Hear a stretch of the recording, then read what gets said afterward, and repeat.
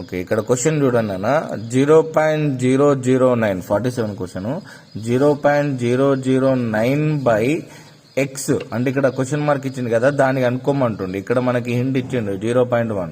ఈ ఎక్స్ ని అటు తీసుకెళ్తే ఏమైతుంది, మల్టిప్లికేషన్ అవుతుంది. ఓకేనా, 0.01 ఇంటూ ఎక్స్. ఇప్పుడు మనం ఎక్స్ ను సపరేట్ చేయాలి. ఈ 0.01 ఇటు తీసుకొస్తే 0.009/0.01 అవుతుంది. ఇప్పుడు ఎక్స్ సపరేట్ అయింది. సో ఇక్కడ డెసిమల్స్ అంటే ఈ పాయింట్ ని క్యాలిక్యులేట్ చేయకుండా నెంబర్స్ ఏమున్నాయి, 9/1 అవుతుంది కదా, ఈక్వల్ టు ఎక్స్. ఇప్పుడు ఈ పాయింట్ తర్వాత ఎన్ని జీరోస్ అంటే ఎన్ని ప్లేస్లు ఉన్నాయి అన్ని కౌంట్ చేసుకోవాలి. 1 2 3 అన్ని జీరోస్ డినామినేటర్ లో తీసుకోవాలి. ఇక్కడ పైన ఉంటే కింద తీసుకోవాలి, రివర్స్ లో రెసిప్రోకల్. ఇక్కడ 0 పాయింట్ తర్వాత ఎన్ని నెంబర్స్ ఉన్నాయి, జీరోలు అంటే ప్లేస్లు 1 ఉన్నాయి, 0 0 అంటే 2 జీరోస్. ఓకేనా, ఇప్పుడు కట్ చేయడానికి ఛాన్స్ ఉందా అంటే ఉన్నది. ఓకేనా, 2 జీరోస్కు 2 జీరోస్కు